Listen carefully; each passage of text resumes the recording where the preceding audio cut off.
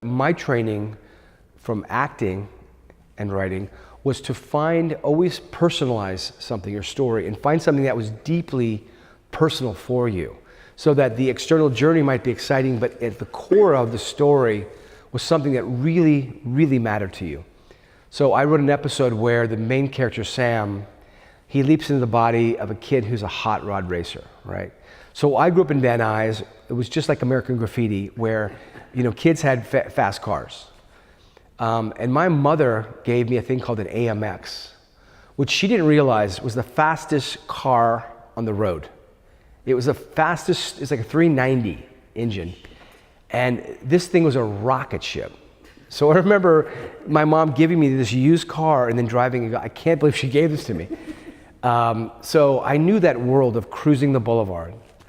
Then I found something about, because in the story they said the main character can't remember his past.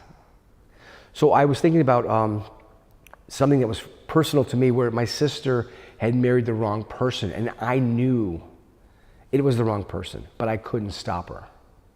So I wrote an episode where the main character, he leaps into the body of someone. It's a 16-year-old boy, has a hot rod car. His sister is about to marry someone, and because Sam learns the future, he's like, this guy's gonna become an alcoholic. But then there's a moment of insight, and he says, I have a sister. And the character, Dean Stockwell, Al, says, yeah. And then Sam remembers, it triggers a memory of his sister having a very bad marriage. And then Al says, well, what happened to your sister is not your fault. And he says, yeah, but if I can't help this girl, it will be. So it was really personal. So long story short, we shot the episode, and each week the show had aired, it went down, down, down in the ratings. So it's my turn, my episode, and I think, I'm gonna get this show canceled. I'm gonna get killed. Everyone's gonna blame me, right? Yeah.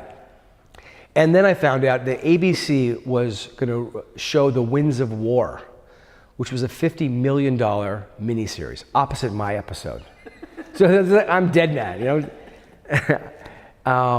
And so I watched the episode that night, and I think it turned out well.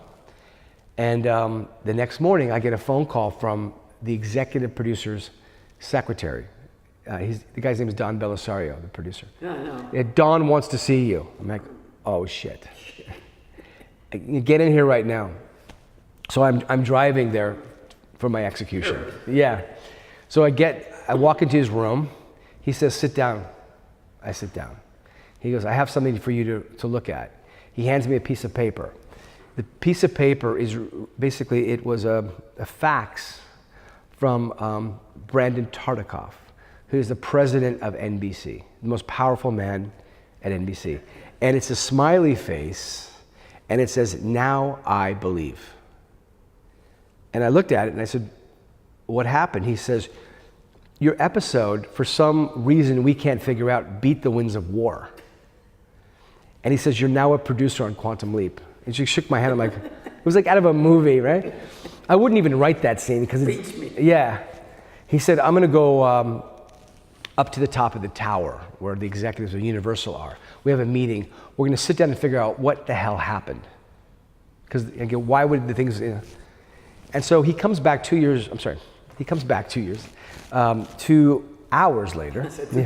Yeah, if, that's a Freudian slip. It's like, it's too late. I wonder what I meant by that. I'll have to figure that one out later. Because I always find it funny when people make a mistake like that. Maybe because they felt like I just never slept for 2 years. I think that's what happened. It was just like 2 years of writing. He comes back and he said, every one of the executives said that your episode really touched them because they remembered someone in their life that they loved that had either made a bad decision with a marriage or had been hurt, and that they felt that impotence of not being able to help somebody. And they said, we realized all the other episodes, he would leap in as a NASA space pilot, or he would leap in as a mafia guy. And then a sort of void. It just, they would have an exciting shell, but they would have no core. So he said, from now on, we're gonna give your script to people and have them say, this is what the show has to be. It has to have a soul, it has to have a heart, it has to have an idea. So to me, that was very gratifying to have had acting teachers train me to take material and then find the depth inside of it, and then basically personalize it so it was truthful and it mattered. It wasn't just entertainment, it was much deeper than that.